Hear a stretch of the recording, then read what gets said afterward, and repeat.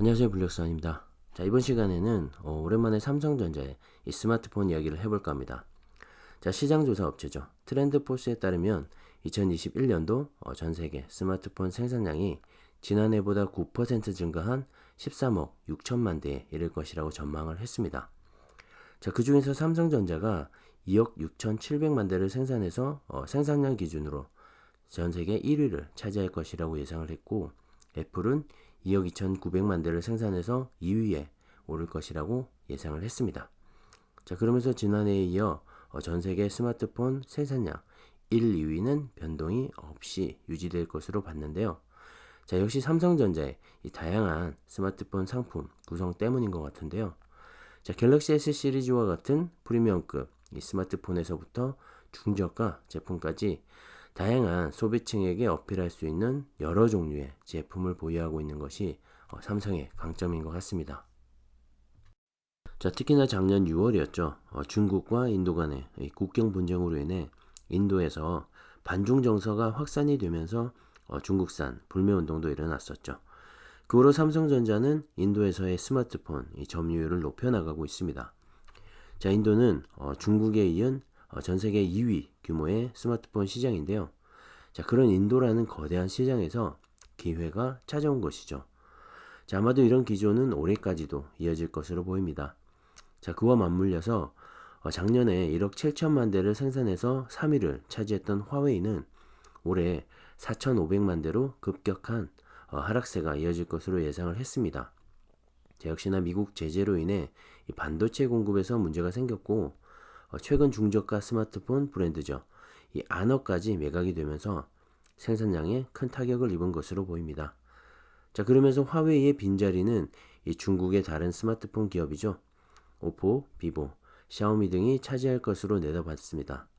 자, 특히나 이 샤오미와 오포의 약진이 두드러질 것으로 예상을 했는데요. 자, 중국뿐만 아니라 보시는 것처럼 인도 시장에서도 상위 순위에 랭크되어 있는 것이 눈에 띄네요. 자, 아무래도 저문인 기업이 있으면 역시 또 떠오르는 기업이 있기 마련이죠. 자, 그런데 여기서 또 주목해야 할 점은 떠오르고 있는 중국의 3인방이죠. 이 오포, 비보, 샤오미에서 생산되고 있는 스마트폰에 바로 삼성전자의 스마트폰 AP 칩이 들어간다는 것이죠.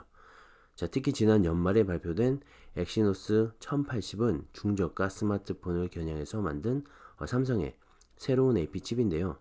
자, 삼성 파운드리의 5나노 공정으로 만들어져서 성능과 가격 면에서 뛰어납니다. 자, 그 때문인지 삼성전자의 갤럭시 A 시리즈뿐만 아니라 OVX죠, 오포, 비보, 샤오미 등 이 중국 시장의 수요 또한 늘어나고 있습니다. 자, 특히 비보의 X60 시리즈에서 처음으로 엑시노스 1080이 탑재되어 출시가 되었는데요.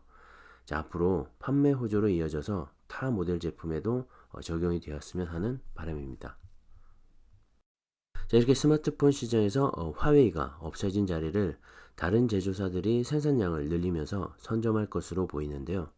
자, 삼성전자와 애플만이 현재 이 자체 AP 칩을 설계하거나 생산을 할 수 있기 때문에 다른 경쟁사들이 외부에서 이 AP 칩을 공급받는 것에 비해 시장 점유율을 늘리는데 훨씬 유리하다고 생각이 됩니다.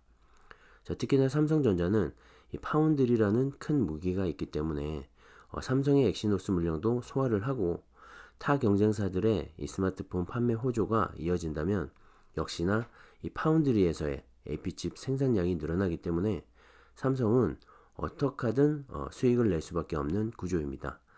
자, 그리고 삼성전자는 올 초에 새로운 프리미엄급 스마트폰 AP칩인 엑시노스 2100 출시를 앞두고 있죠. 자, 이번 달 출시 예정인 갤럭시 S21에 탑재가 될 예정인데요. 자, 스마트폰도 대박이 나고 새로운 AP칩의 성능도 향상이 되어서 AP칩 판매 호조까지 이어지길 기대해 보겠습니다. 자, 스마트폰 판매와 더불어서 이 AP칩 시장 역시 중요해 보이는데요. 자, 지난 3분기였죠.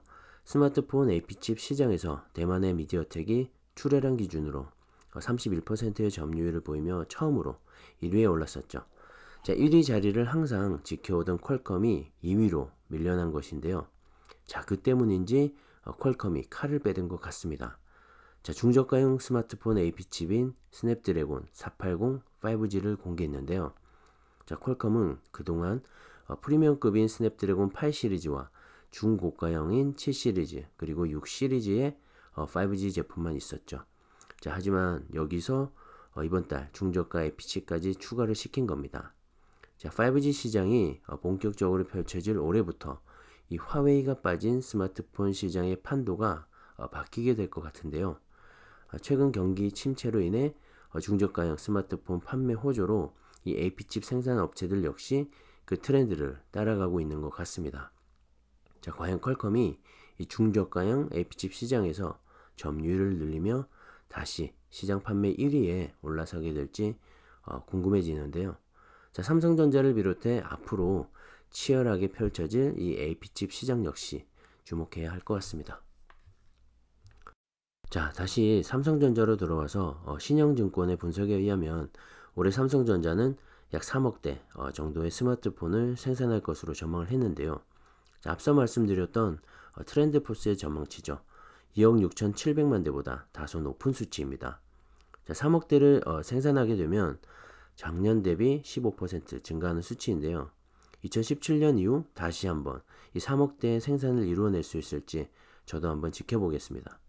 자, 특히 올해는 5G 스마트폰의 비율이 더 늘어날 것으로 보이는데요. 자, 트렌드포스에 따르면 5G 스마트폰 비율은 전체 스마트폰에서 37% 수준이 될 것으로 예측을 했습니다. 5G 스마트폰 점유율은 애플이 35%로 1위, 오포가 14%로 2위, 그리고 삼성전자는 13%로 3위를 전망했습니다. 자, 아무튼 올해는 5G로 변환되는 중요한 시점인 것 같은데요. 자, 삼성전자의 새로운 스마트폰도 많이 팔리고 파운드리에서 생산되는 AP칩 역시 많은 수주를 받아서 대박이 났으면 하는 바람입니다. 자, 스마트폰 이야기를 하다가 자연스럽게 AP칩까지 오게 되었는데요. 자, 이번 달 발표 예정인 삼성의 엑시노스 2100은 완전히 새롭게 만들어졌습니다. 암코어를 사용해서 삼성 파운드리의 5나노 EUV 공정에서 생산이 되는데요. 자, 경쟁 모델이죠. 퀄컴의 스냅드래곤 888과 대등한 성능을 예상해 봅니다. 자, 삼성전자가 자체 개발한 CPU를 버리고 암코어를 사용했기 때문에 역시 암 기반의 퀄컴 스냅드래곤과 견주어도 오히려 성능과 가격 면에서 우위를 차지하지 않을까 합니다. 자, 프리미엄급 AP칩인 엑시노스 2100과 중저가용 AP칩인 엑시노스 1080으로 정말 올해 대박을 터뜨리고 갤럭시 S 등 삼성전자의 스마트폰 역시 훨훨 날아갔으면 합니다. 자, 오늘은 여기까지 하겠습니다. 감사합니다.